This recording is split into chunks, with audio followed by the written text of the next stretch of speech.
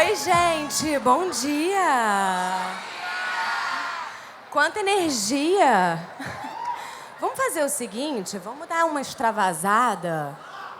Então eu vou dar, assim, 10 segundos para todo mundo gritar, tirar foto, fazer o que quiser. E aí a gente bota tudo pra fora e começa a conversar com calma, tá? Então vamos lá, vamos extravasar. 1, 2, 3 e... já!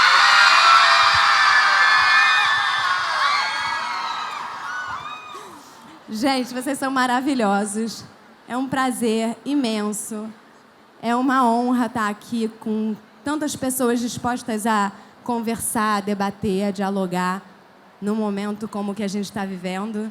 Então, eu queria agradecer a presença de cada um de vocês que acordaram cedo, entraram na fila, pegaram senha. Essa é uma mesa sobre igualdade de gênero. Todo mundo aqui sabe o que é igualdade de gênero? Quem sabe, levanta a mão. Todo mundo conhece o conceito? Então, eu vou fazer o seguinte. Eu vou ler uma definição só para a gente ficar todo mundo mais ou menos na mesma página, tá? Antes de começar o nosso papo. Igualdade de gênero significa que homens e mulheres devem ter os mesmos direitos e deveres na sociedade. O feminismo é um movimento social que luta pela igualdade entre homens e mulheres para que ambos tenham...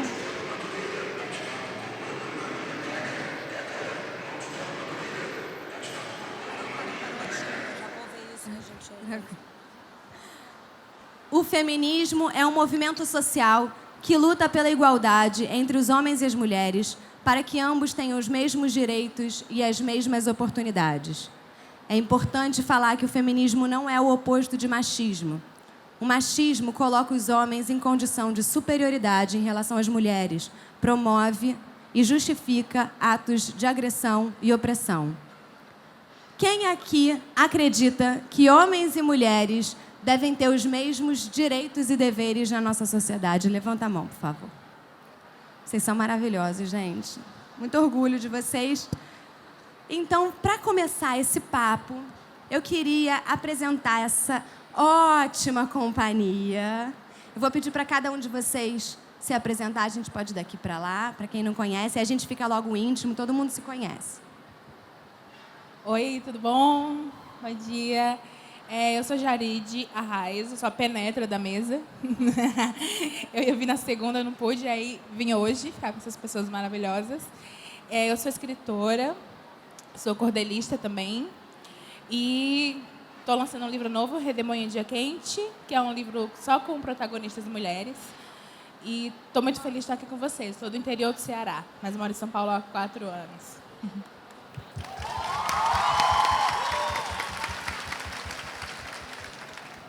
Oi, gente, bom dia. Sou Mel Duarte, sou poeta, escritora e slammer de São Paulo. Eu lancei há pouco tempo com a editora Planeta o livro Querem Nos Calar, Poemas para Serem Lidos em Voz Alta, que é a primeira coletânea a nível nacional do movimento dos slams aqui no Brasil. Então, para quem não conhece, o slam é uma batalha de poesia, onde cada pessoa, cada poeta tem que fazer 3 poemas próprios. E esse é um circuito que acontece nacional e internacionalmente. E hoje o Brasil é o país com o maior exponente, com o maior número de poetas, principalmente das quebradas, colocando a voz à tona. É isso. Bom dia. Meu nome é Laura, eu sou criadora de conteúdo. Eu tenho um canal no YouTube sobre gênero e questões sociais, saúde mental, etc. E eu escrevi o Por Todas Nós, que é um livro que conta basicamente como foi o processo de me descobrir mulher, como que era a diferença da minha criação em relação aos meus irmãos, qual era o impacto de ser mulher ainda tão nova. E é isso.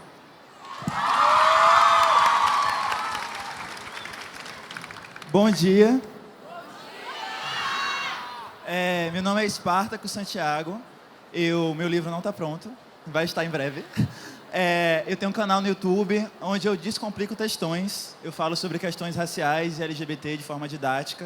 Eu também falo sobre cultura pop, autocuidado e outras coisas mais leves. E é isso. Muito obrigado.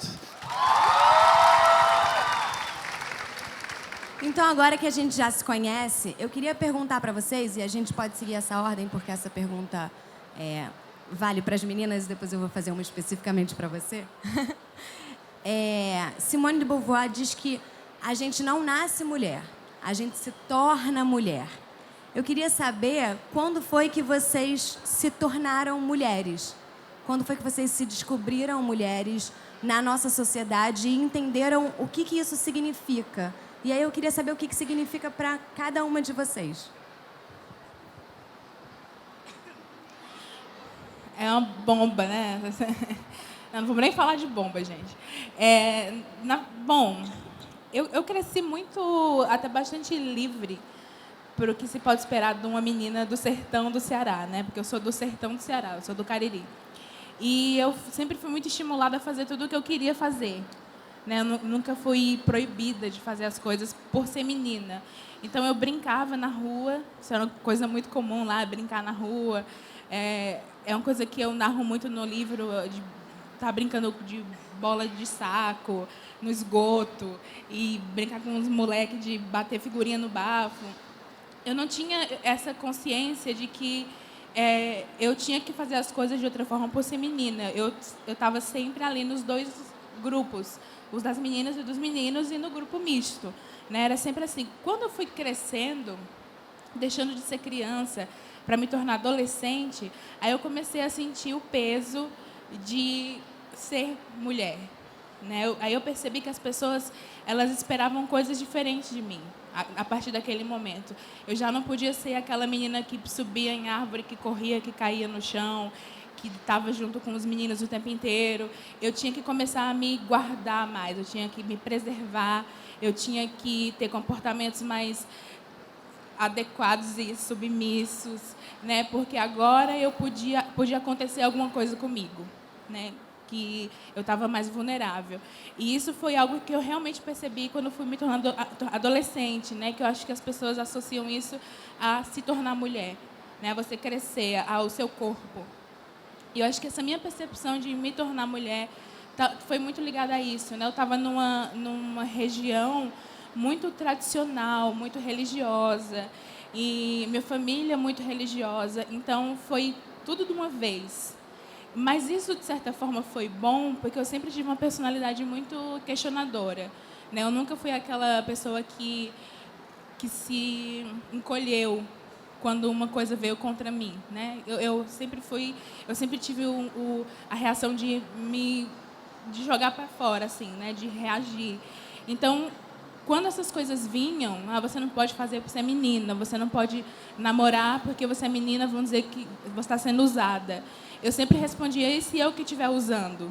E se for o contrário? Eu sempre tinha uma resposta. Eu nem estava segura dessas respostas. Eu só não queria aceitar aquela imposição, né? Eu não tinha as respostas, mas eu não aceitava aquelas também. Eu queria muito mais perguntar. Eu estava mais interessada nas perguntas. Então, foi bom, entre aspas, porque isso me fez questionar o lugar de ser garota, né? Porque eu não era mulher ainda também. O lugar de ser garota na sociedade. E eu comecei a me questionar de onde vinha isso. Eu fui procurar ler. E foi nos livros que eu entendi o que era isso, o que era ser garota, o que era ser mulher. Conheci a Simone de Beauvoir, conheci outros livros, né? O Mundo de Sofia foi um livro que me ajudou muito a entender o mundo, assim, a abrir minha cabeça. E também, quando eu tinha 18 anos, eu fiz uma viagem de trabalho voluntário para a Índia. Eu tinha largado a escola, eu não queria estudar, eu estava em depressão, estava bem mal. E eu, vou fazer trabalho voluntário. Eu fui fazer trabalho voluntário e lá na Índia eu comecei a perceber os paralelos entre as mulheres da Índia, as do Brasil, as de outros países, e encontrei com as nossas diferenças, né? Mesmo com todas as diferenças das mulheres, a gente tem muita coisa em comum. E essas coisas, elas estão muito marcadas pelo machismo que a gente sofre. E aí, nesse momento, eu descobri o feminismo e pensei, é isso.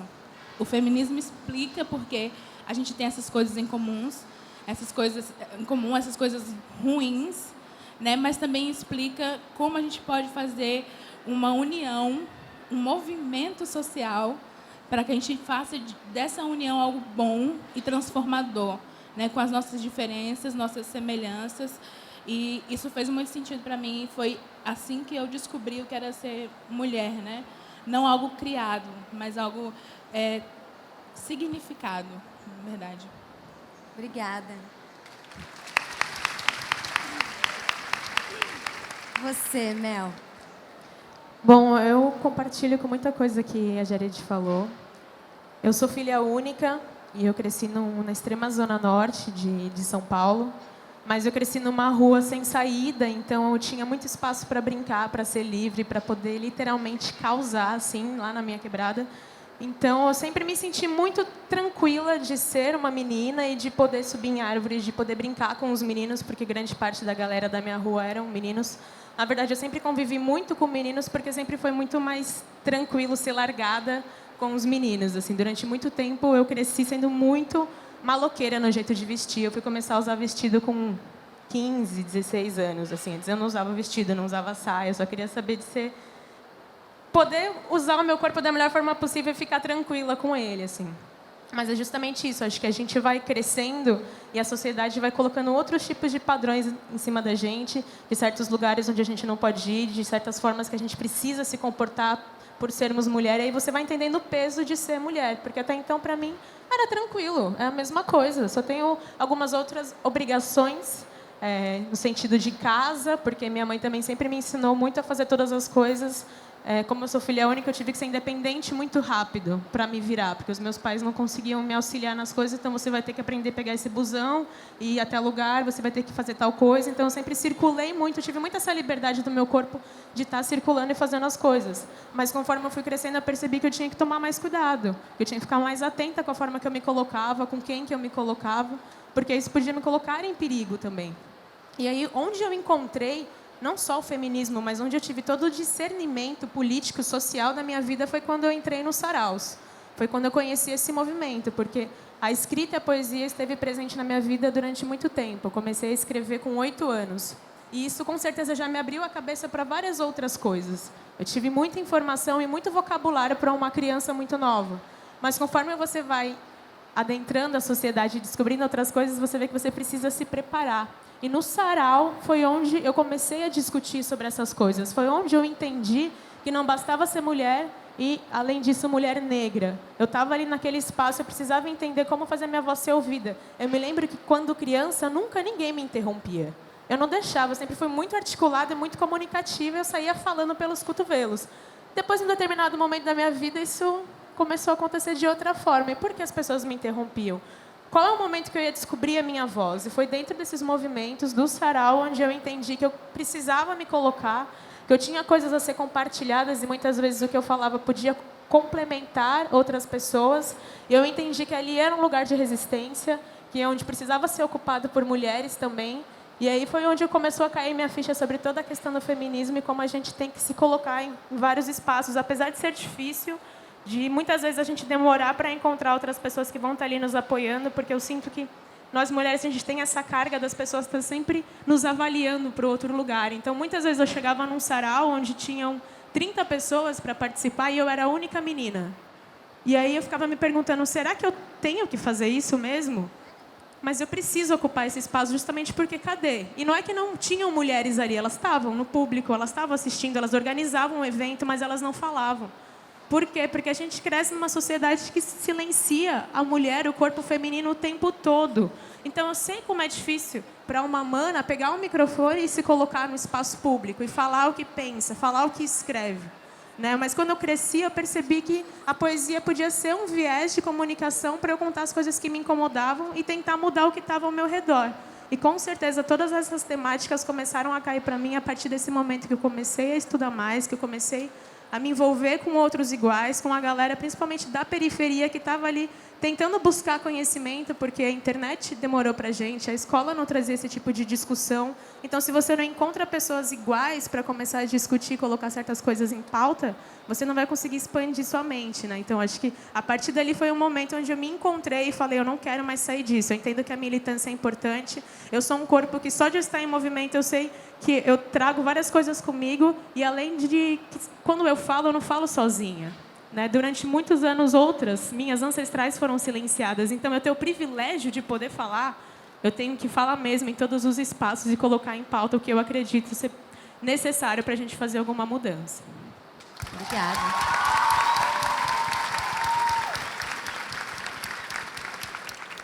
Vai lá, Elora.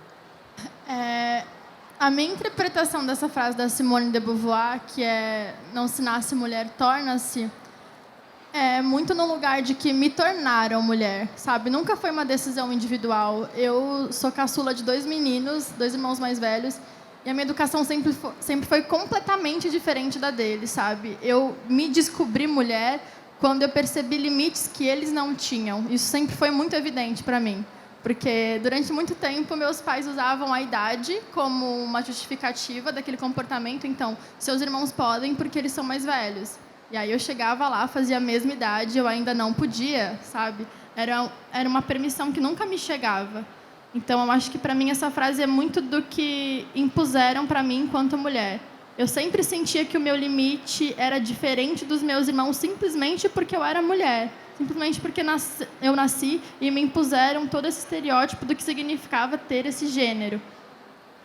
Mas eu acho que foi uma vivência muito sutil. Eu acho que eu tinha muita noção disso durante a minha adolescência, durante a minha infância. Eu sentia que era injusto, mas eu não sentia que eu tinha permissão para me incomodar com isso. Eu não sentia que era possível se incomodar com isso, porque era um teto de vidro o tempo inteiro. Era como se fosse um cenário dado. Elora, infelizmente, na loteria da vida, você nasceu mulher, fazer o quê, sabe? Não vai poder. E durante toda a minha adolescência, enfim, foi completamente diferente da vivência dos meus irmãos. Eu era a única menina que tinha a única filha que tinha uma cama de solteiro, por exemplo. Meus irmãos podiam ter uma cama de casal, afinal de contas, a vida sexual deles podia ser ativa e a minha não, sabe? Eu só fui perceber que eu tinha lugar para questionar isso quando entrei na universidade, quando eu descobri realmente feminismo enquanto já um movimento social, enquanto, enfim, uma série de autoras que falavam sobre isso. E foi um processo de perceber que eu não precisava ser tudo que eu tinha descoberto que era ser mulher. Então, eu não precisava ser tão feminina, que foi uma das minhas maiores descobertas. Eu não precisava me comportar de tal forma, eu não precisava falar de tal forma. Foi como se eu percebesse que eu podia dissolver o que tinham inventado do que era ser mulher para mim. E foi um processo muito natural. É impressionante como a cada coisinha mínima você vai descobrindo, nossa, eu não precisava fazer isso, eu não precisava fazer isso. E acho que para mim ser mulher hoje, inclusive eu queria muito trazer para a bissexualidade, porque acho que é um tema que a gente tem que pautar hoje em relação a tudo que está acontecendo. No último ano, eu repensei muito o que é ser mulher, porque eu me descobri bissexual. E é muito impressionante como a forma que eu performo a feminilidade está muito mais atrelada a o que eu quero que ser mulher signifique do que eu quero que ser bissexual signifique. Me descobrir bissexual foi muito importante para mim, porque fez eu conseguir repensar o que é ser mulher, sabe? E acho que a gente está nesse painel hoje com pessoas LGBT é muito significativo, considerando todo o cenário que a gente está vivendo. E se a gente puder trazer um olhar para isso, acho que ia ser muito simbólico, porque Simone de Beauvoir era uma mulher bissexual, mas ninguém falava sobre isso.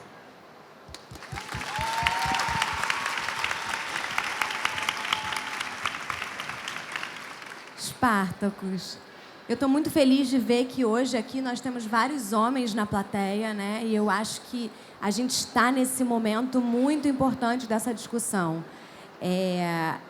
A questão da igualdade de gênero é uma questão para todos os gêneros, né? E quando a gente fala de gêneros, a gente não fala só de homem e de mulher. Foram listados vários, dezenas de possibilidades de gêneros, né? Então, eu acho que está na hora também da gente abrir essa discussão e entender o papel dos homens também na luta por igualdade de gênero. E por isso que esse ano eu achei tão importante, fiquei tão honrada com a sua participação, porque eu queria perguntar para você, quando foi que você se percebeu homem dentro desse cenário e que você entendeu o que isso significava? Porque eu vejo que hoje em dia muitos meninos estão um pouco perdidos, porque quando as mulheres começaram a entender de uma forma diferente o que era o feminino, e o quão amplo isso poderia ser, os meninos ficaram um pouco perdidos. E assim, bom, então onde é que eu me encaixo nisso tudo? E aí eu queria aproveitar o seu lugar de fala para te fazer essa pergunta. Você sentiu essa diferença? O que é ser homem nessa sociedade hoje em dia? Então, eu ocupo um lugar que ele é misto de privilégio e opressão, né? Porque assim, eu fui criado junto com minha prima, e minha prima ela teve vários limites que eu não recebi, né? Tipo assim, eu podia sair para andar a cidade toda, ela não podia. Ela tinha que aprender tarefas domésticas desde pequena e eu não. Ou seja, de certa forma, eu tinha muitos privilégios como homem. Só que para eu poder gozar desses privilégios, eu tinha que performar a masculinidade. Eu só posso aproveitar o que é ser homem se eu for um homem de verdade. E aí, por isso, apesar de eu ter o direito de sair para brincar na rua, eu não tinha amigos para brincar na rua, porque eu era viado. Apesar de eu poder ir para as festas e minha prima não, eu não podia ir para as festas, porque as festas eram homofóbicas e ninguém queria sair comigo porque eu era viado. Então, assim, eu acho que essa discussão sobre gênero realmente é uma discussão para todos, porque eu, como homem, fui muito violentado pelos papéis que foram impostos para mim, sabe? Até hoje, eu não consigo performar essa masculinidade, sabe? Fui diariamente na escola disciplinado pelos meus colegas, punido pelos meus colegas por não cumprir esse padrão. Você falou que você andava com os meninos, né? Eu andava com as meninas, porque os meninos, para mim, eles só me faziam mal. Eles só me xingavam de viado, me batiam.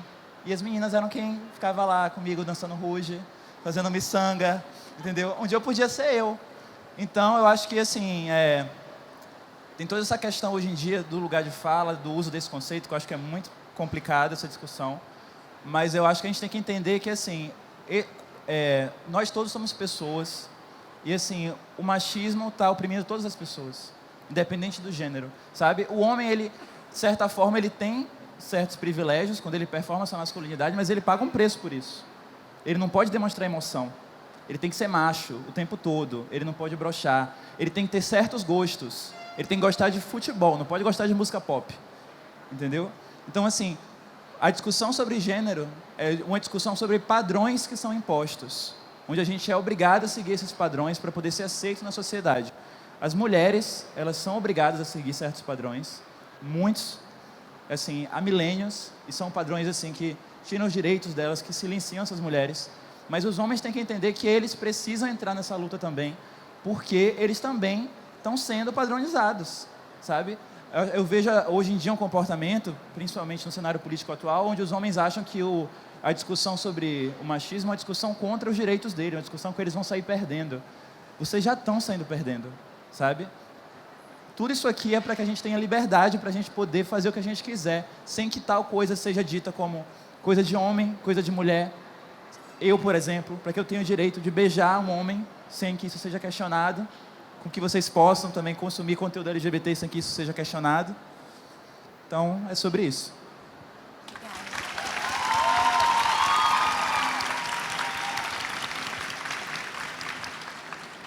É um papel da sociedade inteira, né, dar a mão para quem está do lado e puxar para essa luta. E a gente ouve muito a expressão ninguém solta a mão de ninguém, né, que tem sido dita nesse momento, e entre as mulheres também de quem chegou lá puxa a outra, né? E aí eu queria fazer uma pergunta especificamente para a Jarid e para a Mel sobre o livro delas, gente, que é maravilhoso, quem ainda não leu. Tem que nada, cada um faz o que quiser, mas fica a dica para ler. Eu vou começar pela Mel, porque peguei o seu aqui. Que são livros em que vocês, aproveitando o espaço de visibilidade que vocês atingiram, trouxeram várias outras mulheres para falar sobre a subjetividade delas, para falar sobre o espaço delas. Então, no livro da Mel, que chama Querem Nos Calar? Poemas para Serem Lidos em Voz Alta, é uma antologia com várias poesias de várias mulheres. E o da Jarid também, que é Redemoinho em Dia Quente, são vários contos de várias mulheres incríveis também. Então, eu queria saber como é que assim, no seu caso, né? Falar sobre o protagonismo feminino, a importância de dar o protagonismo para essas mulheres do sertão. E, para você, sobre o poder dessa voz, né? Numa sociedade que tenta silenciar as mulheres, você conseguiu abrir aqui um espaço para, enfim, para as mulheres falarem dos temas mais sensíveis para elas. Então, queria ouvir como é que surgiu a ideia do livro e esse desejo de fazer uma coletividade com outras mulheres. Bom, eu não quero que isso soe como contadora de vantagem, mas acho que, tendo em vista o que aconteceu ontem, isso precisa ser dito, né? O Redemoinho Dia Quente é um livro que tem várias personagens lésbicas, bissexuais, trans. Eu sou uma autora bissexual. Todas as personagens são do sertão do Ceará. Eu sou do sertão do Ceará. Ser uma autora bissexual negra do interior do Ceará é uma coisa muito interessante e importante estar aqui. É uma coisa muito importante nesse sentido. E o meu livro foi um dos mais vendidos da Flip, está nos mais vendidos do estande da Companhia das Letras. Tendo em vista o que aconteceu ontem e o que tem acontecido no Brasil, eu acho isso muito importante. Não porque é algo sobre mim, mas porque é algo coletivo, né? E esse trabalho... Você quer dar só uma falada do que aconteceu ontem, para o pessoal todo saber? Todo mundo sabe do que ela está falando? Quem sabe o que aconteceu ontem, gente? Todo mundo está sabendo. Vamos democratizar? O que aconteceu ontem foi que o prefeito do Rio de Janeiro mandou censurar livros. Ele mandou que viesse uma fiscalização aqui olhar se tinham livros com personagens LGBT para que esses livros fossem encobertos por sacos, censurando, porque, segundo essa visão, esses livros eram inapropriados, como se fossem pornográficos, só por terem personagens LGBT. Né? O meu livro não tem nada de pornográfico nele, só tem um personagem lésbico ou bissexual, não é um livro pornográfico. É um livro até muito sentimental, assim, bonito, bem inspirador, né? Que fala de coisas do dia a dia da vida no Cariri. Então, eu acho que, como eu falei, meu trabalho é um trabalho sempre muito voltado para o coletivo, como é o da Mel também. Como eu penso nisso, é que escrever não é um ato solitário, não é um dom. Todo mundo pode escrever, ninguém nasce com um dom especial de escrever. Escrever é uma prática. Então, a partir do momento que você começa a praticar, você se torna um escritor, você se desenvolve nisso. E, então, escrever é um ato, e escrever é um ato político. Tudo que você coloca no seu livro conta de onde você vem, conta o que você pensa, como você enxerga o mundo, fala de qual é o seu repertório. Né? Então, o meu livro, é lógico que ele é um livro político, porque ele está cheio das coisas que eu penso sobre o mundo, do que eu enxergo, do que eu aprendi, do que eu desejo para o mundo, né? Do que eu imagino. E ele sempre tem muitas protagonistas mulheres, e diversas. Né? Eu quero trazer as mulheres comigo na minha literatura. Eu quero que mais mulheres escrevam. Né? Eu não quero só que elas leiam sim, mas eu quero que elas escrevam e publiquem. E mesmo que elas não consigam inicialmente de cara publicar por uma editora, que elas se autopubliquem. Elas podem publicar em zine, na internet, porque eu fiz isso. No começo eu levei não de muitas editoras e eu me autopubliquei. E deu certo. Eu esgotei o meu livro independente. E aí apareceram editoras, sabe? Então, eu acredito muito na autonomia das mulheres. Eu acredito na autonomia dos grupos que são marginalizados, mas que a gente se junta e a gente mostra que a gente não depende de ninguém, a gente não precisa de autorização de ninguém. A gente se valida, né? A gente está aqui para se validar junto. Né? Então, quando eu faço esse trabalho para mostrar essa quantidade enorme de vozes de mulheres que existem, é para mostrar simplesmente a realidade, porque, na verdade, nós somos muitas. Na verdade, nós somos tantas. Se a gente olhar aqui ao redor, não vai ter só uma pessoa parecida comigo, vai ter uma parecida contigo, com a Mel, com a Elora, vai ter um monte de rapaz parecido com os Spartacus, vai ter um monte de gente diferente uns das outras. E é uma mentira esperar que todo mundo seja uma coisa só, e se enquadre numa coisa só, e queira uma coisa só. Isso não é a realidade. E a realidade é chatíssimo diversa. também, a realidade né, é diversa, ela é colorida, ela é de todos os tamanhos. Isso que é bonito. Né? E é isso que eu quero fazer com o meu trabalho.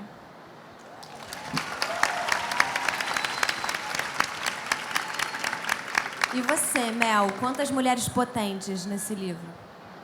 Uma coisa que eu gosto sempre de dizer, que eu ouço muito com as mídias, com essa parada do empoderamento e várias coisas, Nós estamos dando voz para as mulheres, nós estamos dando voz para a periferia.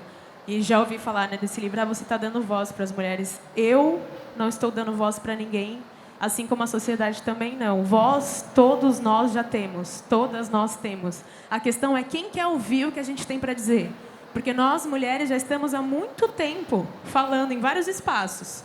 Há muito tempo, a Jared já estava lá no interior do Ceará falando. Mas em que momento alguém se pôs a ouvir o que ela tem a dizer? Em que momento as pessoas querem saber o que mulheres das 5 regiões do Brasil que escrevem e que são atuantes do Islã, que é um movimento novo ainda para quem está conhecendo, querem ouvir o que essas pessoas têm para dizer? Né? A gente precisa ultrapassar as nossas bolhas, sair da nossa zona de conforto e ir para a zona de confronto, e entender o que está sendo dito e como que eu faço a diferença no pouco espaço que eu tenho, porque a gente sabe que é difícil. Então, quando a Planeta veio fazer o convite de a gente conseguir colocar essa coletânea, e demorou 1 ano para a gente colocar o livro de fato no ar, né, sair do forno desde o começo da ideia, desse embrião, eu fiquei muito feliz porque eu já tenho livros publicados de forma independente. Esse é o primeiro livro também que eu tenho publicado por uma editora. Uma das principais coisas que me alegra ter um livro por uma editora é a distribuição, porque a grande dificuldade de nós, autores independentes, é fazer com que o nosso trabalho chegue nas pessoas. Tem a internet, que é muito legal. Muita gente me conhece pela internet, mas, de verdade, 10% do meu trabalho está na internet. O resto está no meu livro. Então, se você realmente quer conhecer um autor, você tem que comprar os materiais, os produtos dessa pessoa, porque tem todo um trabalho também envolvido por detrás disso para fazer aquilo acontecer. Só que, justamente por ser independente, eu precisava estar fisicamente em todos os espaços, levando o meu livro, vendendo de mão em mão para que as pessoas me conhecessem e adquirissem o meu trabalho. Então, quando a gente chega numa editora, a gente pode estar em todos os lugares, conseguir alcançar o maior número de público. E nesse livro, aproveitando, já que a gente está falando dessa questão LGBT, a gente tem 15 mulheres no livro, sendo que 5 são mulheres lésbicas, e elas trazem muito dessa vivência dentro desses poemas. Tanto que eu falo que é isso, nós somos múltiplas, e no Querem Nos Calar a gente tem muitas vozes ecoando. Eu tenho certeza que homens, mulheres, todas as pessoas vão se reconhecer em algum momento, em alguma linha ali, porque são muitas trajetórias, e a gente está falando das 5 regiões do Brasil, porque eu sei que também, eu vindo de São Paulo, o Sudeste é privilegiado perante várias outras regiões, quando a gente fala sobre escrita, quando a gente fala sobre publicação. Então aí também é uma oportunidade de mulheres que estão fazendo a cena da literatura acontecer nos seus estados, mas muitas vezes não conseguem chegar. Nem com a internet não conseguem ser conhecidas. A gente tem a Borblue, por exemplo, que está em Belém do Pará. E para ela chegar no lugar onde rola o Islã, ela tem que pegar um barco da casa dela para poder conseguir chegar na cidade. Então, ela tem todo um atravessamento geográfico, social, para ela conseguir falar as realidades dela como uma mulher lésbica. E todo esse processo já poderia ter silenciado ela. Só que ainda assim ela se fortalece e fala, não, eu preciso fazer isso, eu preciso que as pessoas conheçam o meu trabalho. Então, acho que quando a gente tem oportunidade de pluralizar, né, de fazer com que essas vozes ecoam, a gente tem que fazer isso sim, a gente tem que pegar tudo que a gente tem ao nosso redor e impulsionar outras pessoas, porque realmente sozinho a gente não vai para lugar nenhum. E ser independente significa depender muito mais das pessoas. Não adianta você achar que você vai conseguir fazer as coisas por si só. Então, quando a gente consegue alcançar um espaço como esse, é importante que a gente traga outras pessoas com a gente, justamente por sermos muitas. Então, eu sei que só a minha voz, só o que eu falo não vai contemplar. E é muito legal quando a gente encontra pessoas que nos representem. É massa, fala, poxa, a Jared me representa, a Laura me representa, mas vocês podem se autorrepresentar.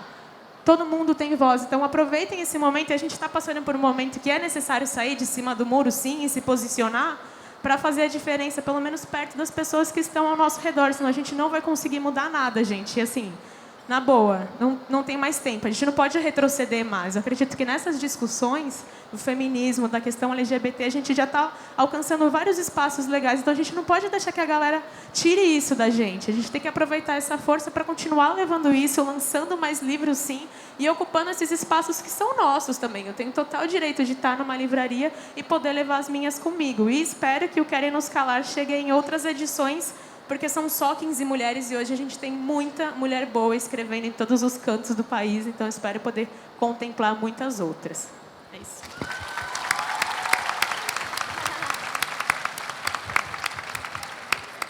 Bom, já que estamos falando dos livros de vocês, a Elora também tem um livro maravilhoso que ela está lançando na Bienal, que chama Por Todas Nós, e o subtítulo é Conselhos que Não Recebi sobre luta, amor e ser mulher.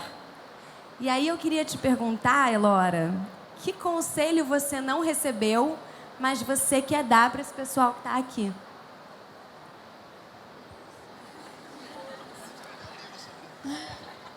Dá uma resumida no livro. Leiam mulheres. Leiam mulheres. Leiam mulheres.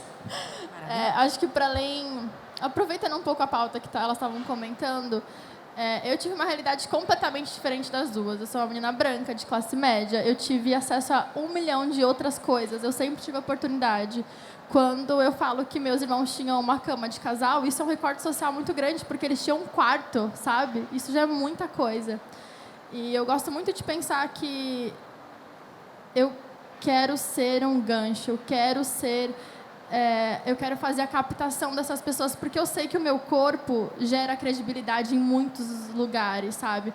Inconscientemente, as pessoas podem confiar mais em mim simplesmente porque eu sou branca, porque a sociedade é racista, ou porque, enfim, eu tenho uma aparência que eu passo como hétero, sabe?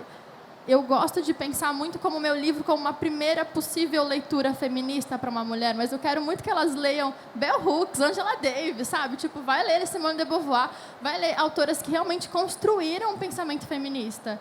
Eu acho que eu, nesse espaço de muito privilégio, tenho esse poder de me aproximar, porque socialmente e inconscientemente, eu sei que eu ocupo um lugar em que as pessoas possivelmente confiam mais em mim. Então é isso, meu conselho é leiam outras mulheres, escutem a voz de todos os recortes possíveis. Não sabia que você era do Cariri, achei foda.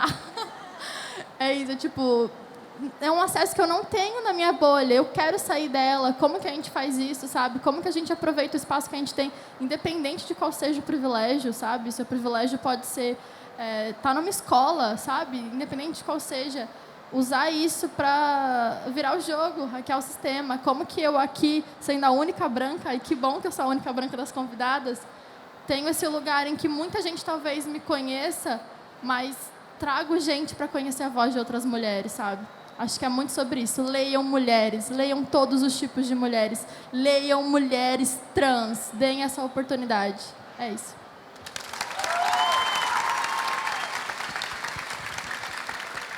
Eu achei muito interessante que na resposta de vocês, apesar dessa mesa ser uma mesa sobre igualdade de gênero, é impossível não fazer os recortes raciais, os recortes de orientação sexual, porque são as nossas vivências, né? E é como vocês falaram, ser mulher, não existe um tipo de mulher, as pessoas tentam encaixar todo mundo numa caixinha, mas as pessoas são diversas, são plurais. E já que você trouxe a sua situação de privilégio... E que você também respondeu, na sua resposta, você falou sobre os privilégios de ser homem e, ao mesmo tempo, todas as outras dificuldades que você passou por ser um homem LGBT, negro e também por ser homem. E eu sou muito sua fã, enfim, de todos vocês. Assisto muito os seus vídeos no seu canal.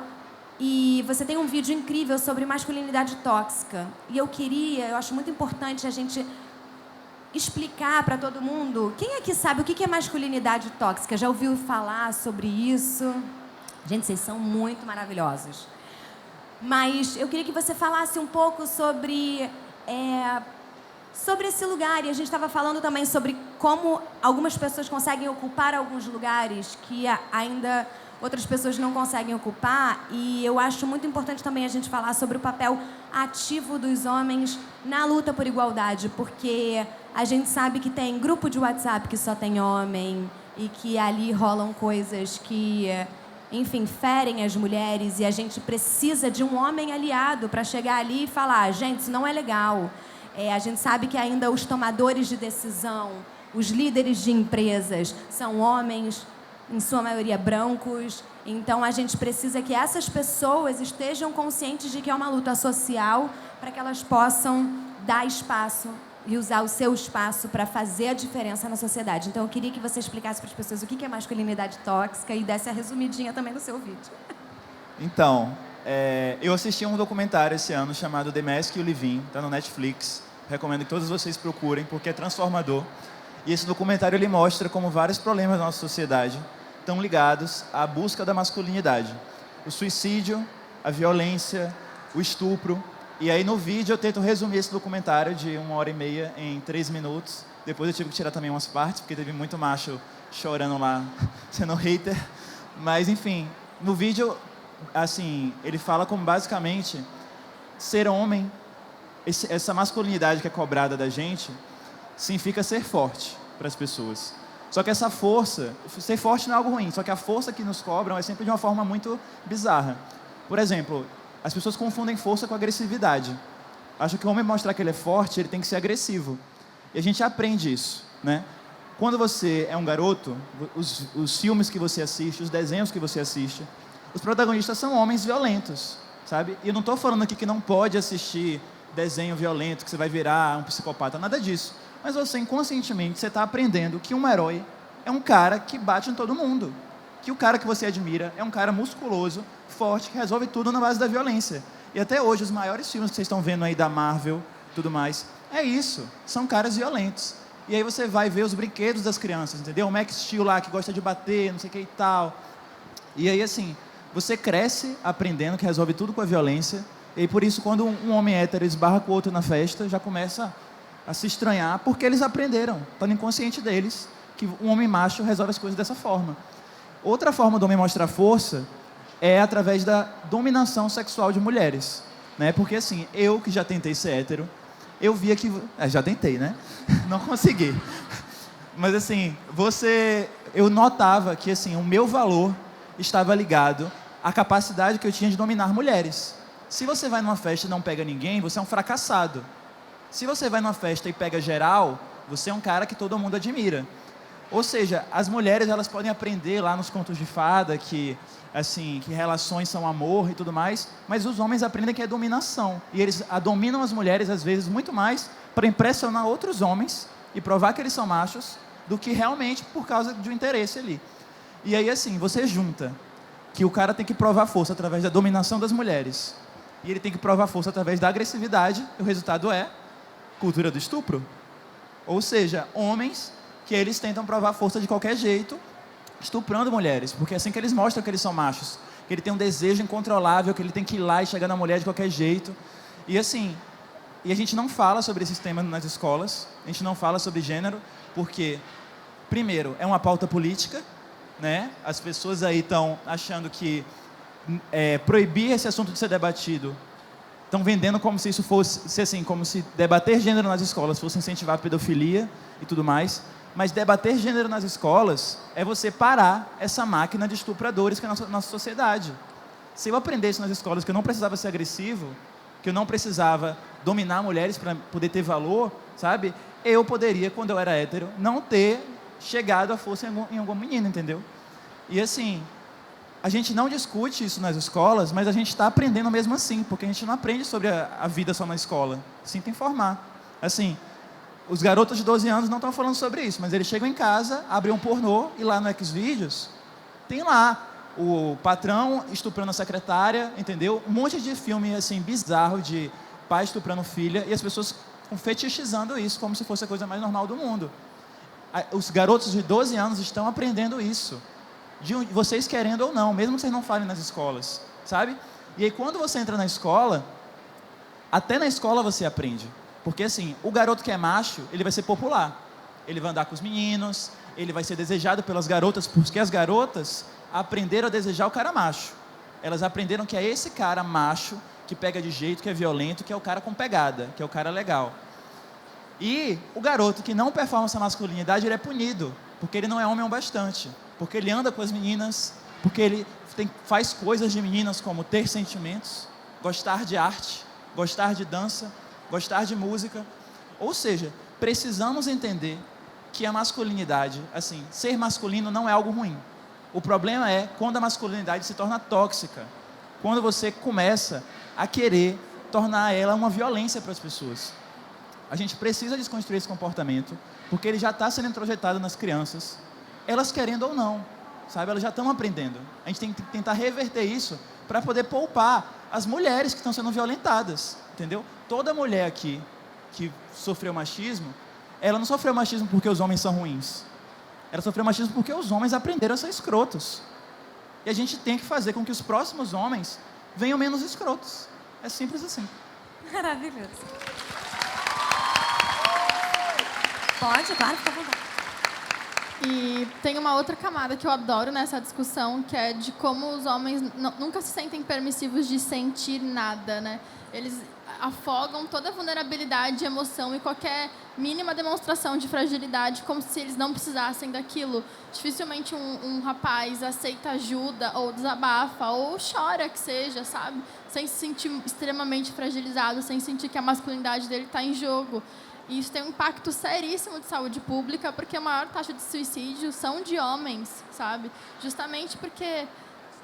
Depressão também, justamente... A população carcerária, em sua maioria, são homens também, que estão ali, enfim, por agressividade, porque resolveram as coisas de forma agressiva. Exato. Então é isso, quando você se permite ser vulnerável, quando um rapaz permite falar sobre as emoções dele, falar o que sente, uma coisa tão básica, sabe? Eu sinto até que tem uma fragilidade de vocabulário, às vezes, sabe? Um rapaz não consegue diferenciar o que é angústia, de raiva, de vulnerabilidade, de medo, sabe? Tudo vira uma grande explosão violenta, sabe?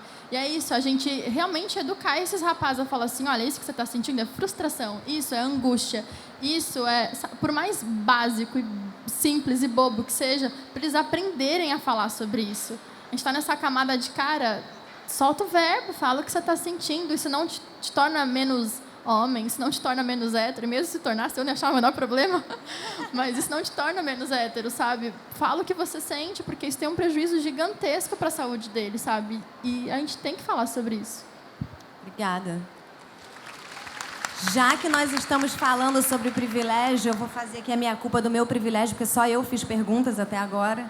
Então, eu quero abrir para perguntas da plateia. Eu vou tentar fazer uma pergunta para cada um, então... vamos tentar ser sucinto nas respostas, porque a gente está com o tempo um pouco apertado. Mas quem quer fazer uma pergunta para a Jaride? Ah, te conheço, Cecília. Oi, Cecília, tudo bom? Amei sua capa. Oi, meu nome é Cecília. Eu queria primeiro agradecer a todos vocês por estar dando essa oportunidade para a gente estar aqui. E a minha pergunta é que eu sou escritora, eu tenho 20 anos, e eu já tenho um livro infantil que fala sobre o momento que eu passei de depressão, mas eu quero escrever um livro agora de ficção que inclua personagens com diversidade, né, obviamente, e com essas causas, obviamente, né? E eu queria perguntar... como escritores LGBTs e feministas, qual o conselho que vocês dariam para uma escritora iniciante que quer colocar essas causas em suas histórias de ficção? Vai lá, Jaride.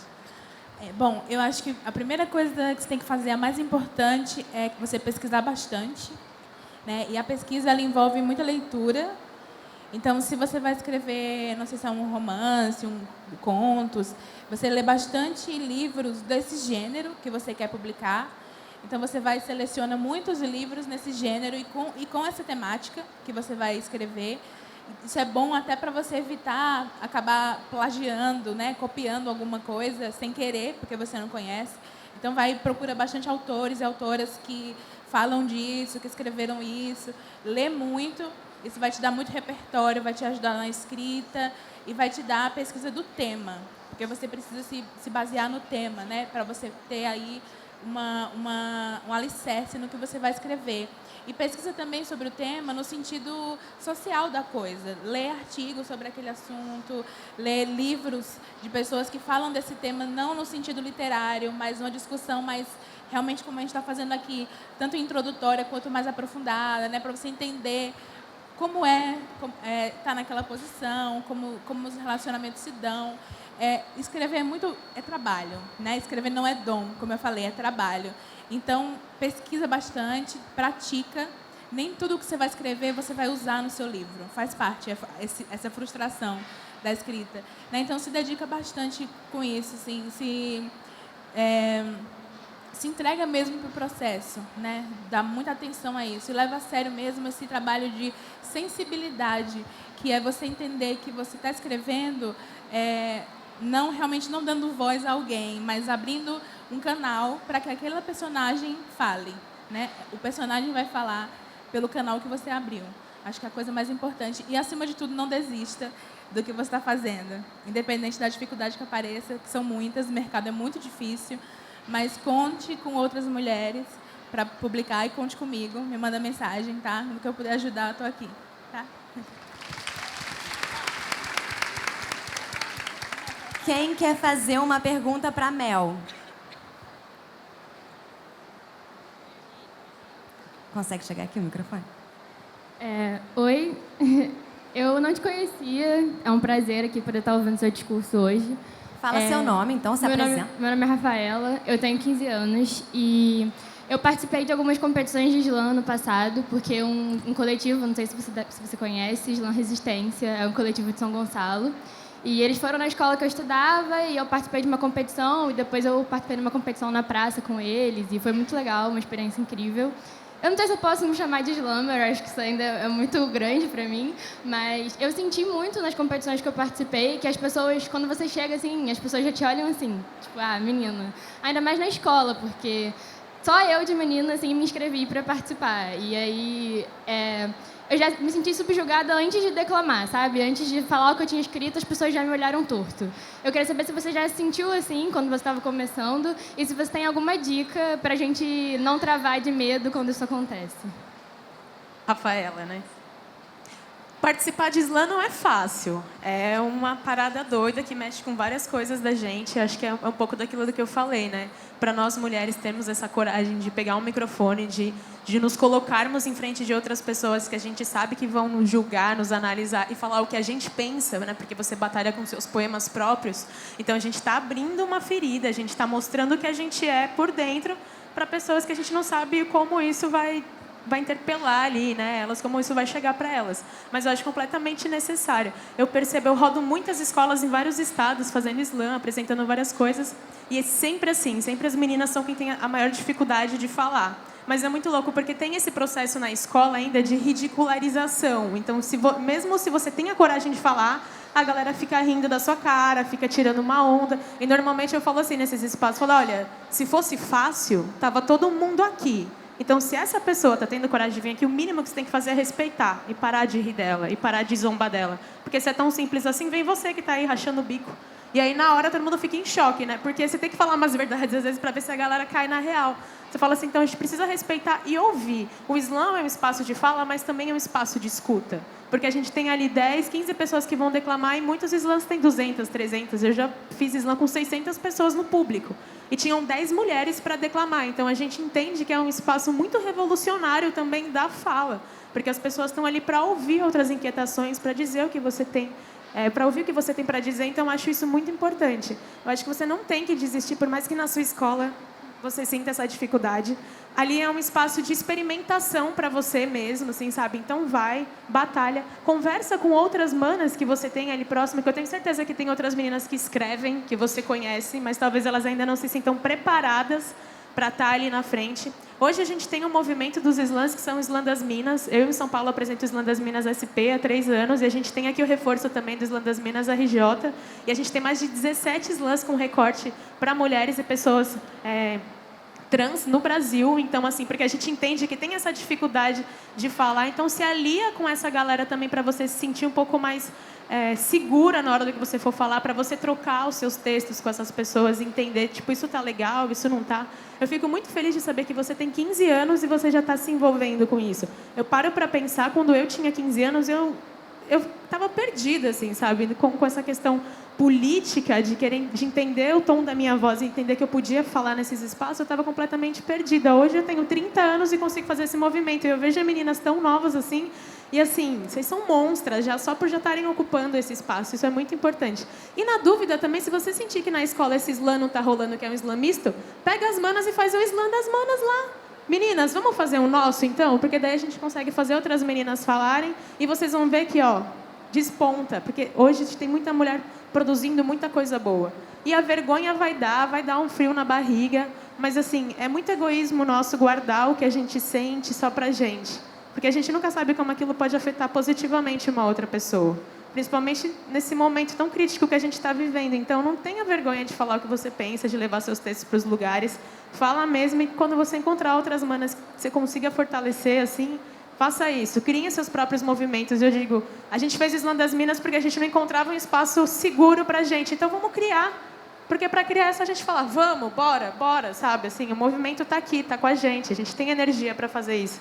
Então, não perca seu tempo, saca? Assim, se você acredita que é isso que eu quero fazer, quero ser slammer, eu quero batalhar em outros lugares, vai na fé e arrasta todas as outras meninas que você conhece, nem que seja para estar lá, emanando energia para você, porque é importante a gente se reconhecer nesses espaços também.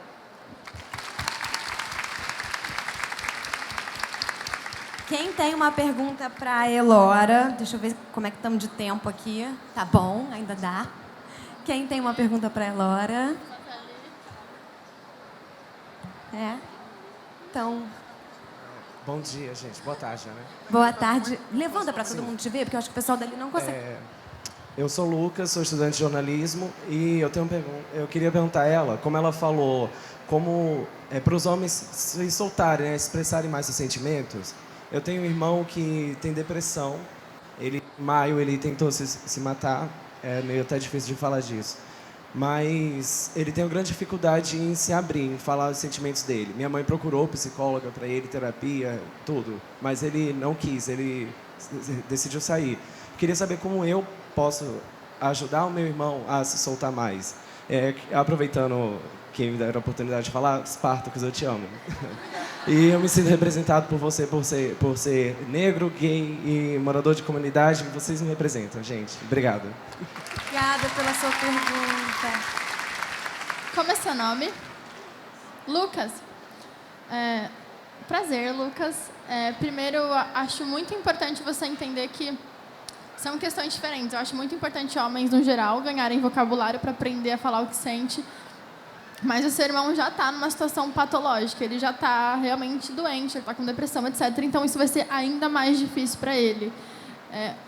O que eu te recomendo, do fundo do meu coração, é escute ele ao máximo que você puder, mesmo que ele estiver só reclamando muito ou só extremamente melancólico, escute, dê todo apoio, ouça com atenção, mesmo que você não dê nenhuma sugestão de como resolver aquele problema. Muitas vezes a pessoa só quer ser escutada, sabe? Só quer falar e se sentir compreendida num lugar de uma dor tão grande, porque o seu irmão, ele não quer acabar com a própria vida, ele quer acabar com aquela dor, e ele acha que essa é a única solução para isso, sabe?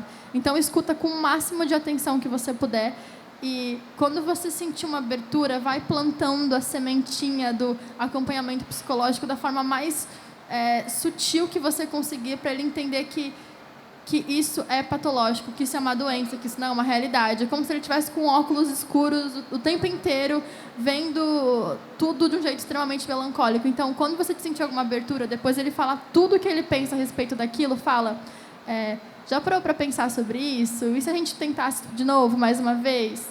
E se ele começar o acompanhamento psicológico, eu espero muito que ele se abra para isso, porque eu só estou aqui porque eu fiz acompanhamento psicológico, de incentivar ele a tomar medicação desde o começo, porque talvez ele seja resistente a isso, e mostrar que é uma coisa completamente normal, é um remédio como qualquer outro, de qualquer outra doença, enfim, naturalizar ao máximo a situação e nunca colocar ele como um coitado, sempre respeitando muito a situação de vulnerabilidade que ele está, mas sempre veja isso como ele está depressivo, é uma situação, é temporário, é passageiro, tem como melhorar, sabe? Sempre trazendo um tom de, sim, você está nesse momento de dor, mas isso vai passar, sabe? Isso melhoras, de verdade. Oi, eu posso complementar a resposta? Claro. Então, Lucas, quando eu tinha 15 anos, quando eu tinha 13 para 14 anos, mais ou menos, eu era um adolescente muito problemático no colégio, porque eu não tinha também muitos amigos, e aí como eu era excluído no colégio, eu comecei a me viciar em jogos online para poder... E aí assim, meu rendimento começou a cair, meu colégio chamou minha família e recomendou acompanhamento psicológico.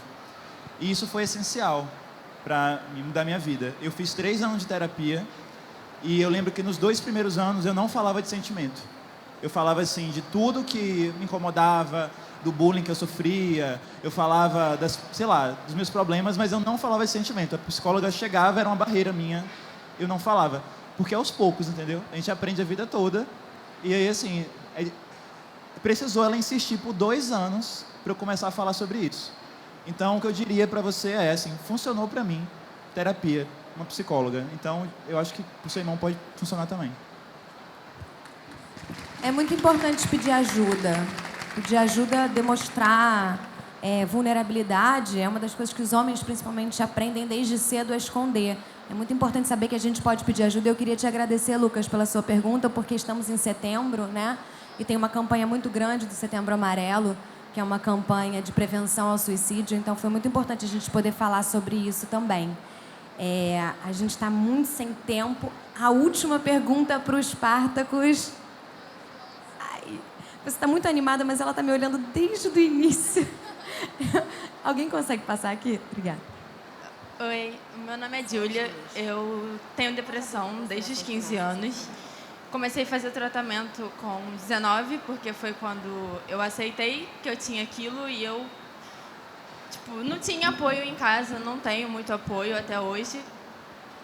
E eu já tentei suicídio. A última vez que eu tentei foi há 2 semanas atrás e eu não tive muito apoio. Eu tive apoio de meus amigos, mas em casa todo mundo normalmente virou as costas para mim. E é muito difícil, eu não sei o que fazer, não gosto muito de pedir ajuda. E agora eu estou começando a entender o que eu tenho que fazer, que é bom pedir ajuda, porque é um processo muito difícil. Aceitar tomar os remédios também, porque no começo você fica pra que eu vou tomar isso? Isso só vai me fazer mal. Mas ajuda muito. Eu queria te agradecer muito, Elora, porque eu assistindo seus vídeos, o do Fred, do Gui, do Yandê, me ajudou bastante. Eu queria saber como eu posso, me assumir bi pra minha mãe. Ela queria quase me matar, mas eu, não me importei com a opinião dela, porque eu falei, o que importa é o que eu sinto, o que eu sou. Eu tenho que ser a pessoa que eu sou hoje em dia, não ser o que as pessoas querem que eu seja. E eu queria saber de vocês o que eu devo fazer para, não me oprimir e sim me abrir e ser quem eu sou, sem medo de viver. Só um minutinho. Primeiro, sinta-se abraçada por todos nós aqui.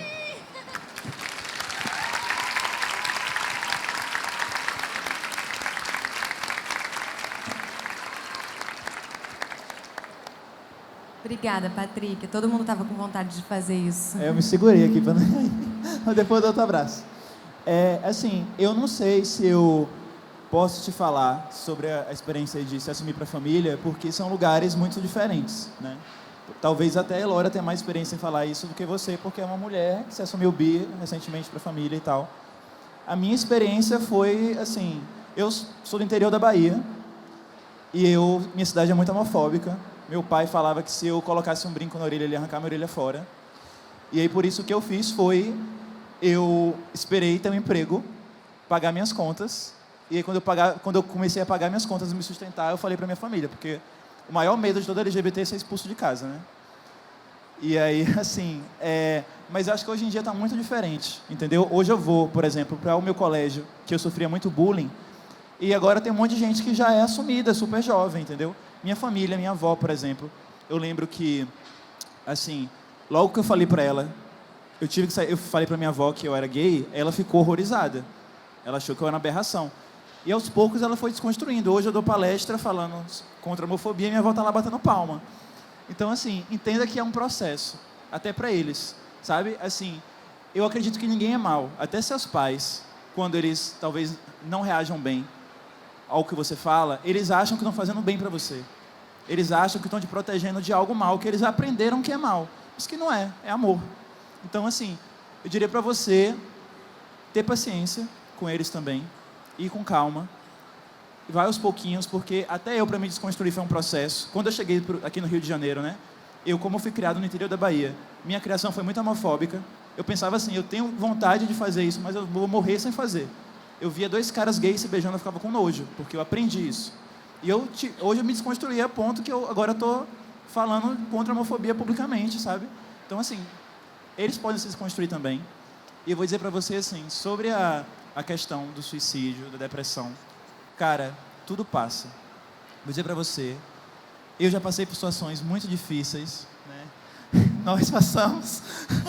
E assim, cara, vou dizer pra você que o que eu aprendi na minha vida foi que todas as minhas situações difíceis, elas viraram força. Porque o que não mata, fortalece.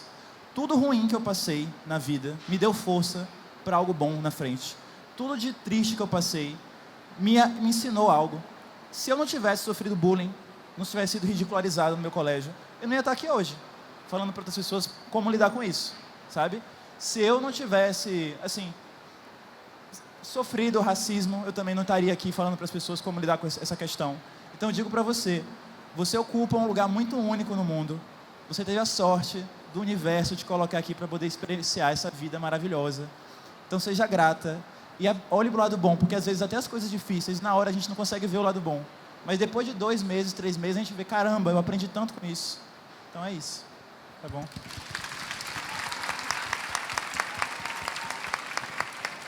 Só para complementar, porque eu concordo e assino embaixo com tudo que o Spartax falou. A gente sempre segue uma lógica, enquanto LGBT, de que quando a gente resolver a nossa sexualidade, a gente vai ficar bem. Mas pode não necessariamente ser essa ordem, isso é uma possibilidade. Eu sempre oriento a pessoa a cuidar da saúde mental em primeiro lugar, sabe? Porque eu acho que quando uma pessoa tratada, ela lida bem com vários outros setores da vida dela, sabe? Então, acolhe esse momento que você está sentindo tudo isso, tipo, pensa que por mais que pareça que esse é o seu momento mais vulnerável, esse é o seu momento mais forte, sabe? Porque agora eu também, então falar que é fácil, mas houveram momentos em que, tipo, levantar era difícil, sabe? E aquele foi meu momento mais forte, tá entendendo? Porque era quando eu precisava de mais força, quando eu tive que me dedicar mais. Então, acolhe esse momento que você está vivendo. Eu espero muito que você veja a terapia e a medicação com bons olhos, porque são ferramentas para te deixar melhor. São coisas temporárias, é uma doença como qualquer outra coisa. E eu tenho certeza que o tratamento vai te ajudar a melhorar, inclusive, a sua questão com a sua sexualidade e vai te dar força para você se assumir, que pode ser agora e pode não ser também, sabe? Talvez seja um processo mais longo e também está tudo bem. Isso é muito latente para você, eu entendo completamente. Também era muito frustrante ter coragem para me assumir para milhares de pessoas, mas não ter coragem para me assumir para o meu pai, porque era naquele espaço que eu era oprimida. Eu sei como é isso. Mas é isso, entende que tudo na vida é um processo, tudo leva tempo, vai com muita calma e olha para a terapia, para acompanhamento psicológico, a medicação com o máximo de carinho que você puder, porque eu tenho certeza absoluta que vai te fazer muito bem. É isso. Gente, a gente está acabando a mesa. Fiquei muito feliz por a gente ter tido essa conversa. Ninguém precisa ser um grande autor, uma grande autora, um grande ou uma grande influenciadora para fazer a diferença na sua rede, no seu grupo, na sua escola, com os seus amigos, escutar, ouvir, trocar. Eu queria abrir para considerações finais de vocês, 2 minutos para cada um, para falar aquilo que ficou na cabeça, que esqueceu de falar e que queria falar de qualquer jeito. Pode começar? Eu queria pedir uma salva de palmas para a moça que está fazendo a captação em áudio e em foto e vídeo, porque são mulheres.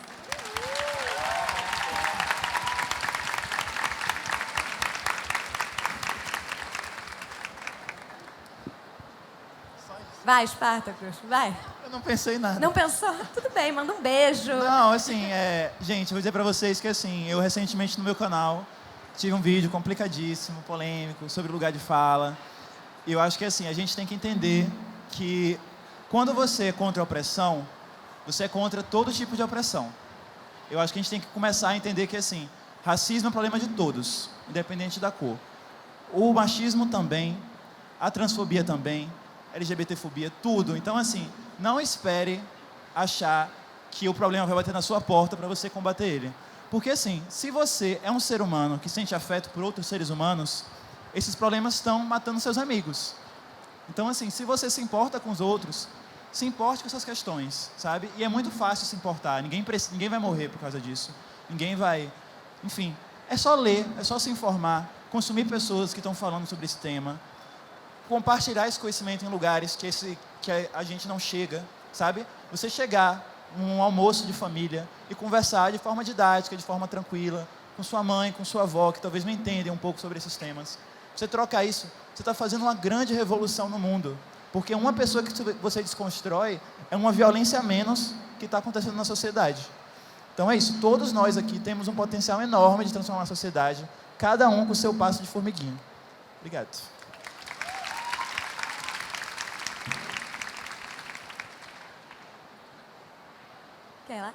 Tenho duas considerações, na verdade. Uma, tem uma frase da Viviane Mosé, que é: palavra encravada dá câncer.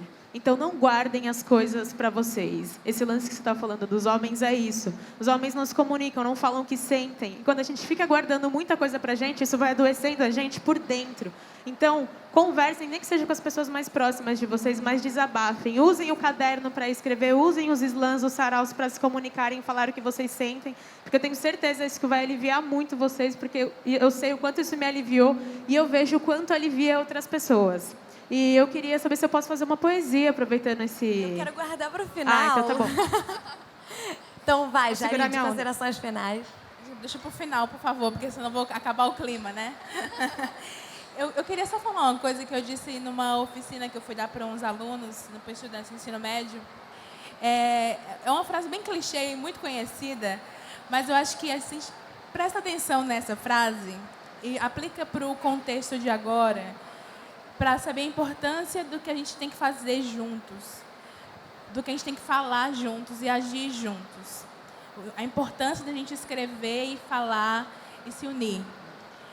Paz sem voz não é paz, é medo.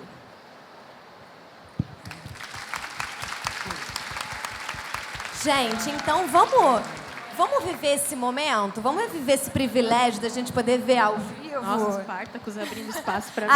Abrir um palco para você. Porque eu não acredito que eu vou ver isso ao vivo, que eu já vi tanto no YouTube. Acho que eu quero só aproveitar essa deixa, esse espaço, agradecer muito por hoje, por essa conversa, por conhecer pessoas incríveis, por vocês estarem aqui. É isso que eu falei, para além da gente falar, é importante ter quem ouça, então obrigada a todo mundo que veio. Coloquem mais poesia na vida de vocês. Esse poema que eu quero fazer é um poema antigo, ele é de 2014, mas infelizmente fala sobre um tema que ainda é muito atual, que é a cultura do estupro.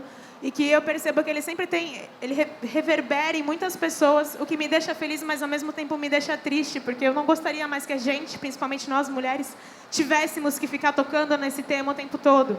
Mas infelizmente a nossa sociedade ainda precisa de um chacoalhão, então várias vezes a gente ainda vai ter que ser repetitiva, didática, para que eles compreendam todas as nossas inquietações e o espaço que a gente precisa para que alguma coisa mude. Todo mundo pegou o celular? Nossa, que tô com medo. Verdade seja dita. Você que não mova sua pica para impor respeito a mim. O seu discurso machista machuca. E a cada palavra falha, corta minhas iguais como navalha. Ninguém merece ser estuprada, violada, violentada. Seja pelo abuso da farda ou por trás de uma muralha. A minha vagina, a nossa vagina não é lixão para dispensar as suas tralhas. Canalha.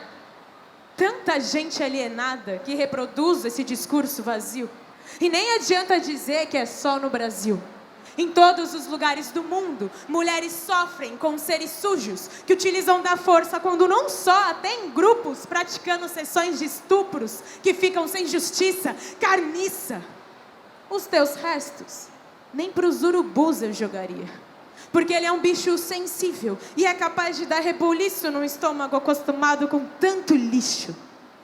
Até quando teremos que suportar? Mãos querendo nos apalpar, olha bem pra mim. Eu pareço uma fruta? Onde na minha cara tá estampado me chupa? Se seu músculo enrijece quando digo não, e não, meninos, é não pra você.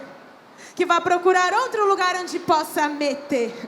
Filhos dessa pátria, mãe gentil, enquanto ainda existirem Bolsonaros, eu continuo afirmando: sou filha da luta, da puta, a mesma que aduba esse solo fértil, a mesma que te pariu.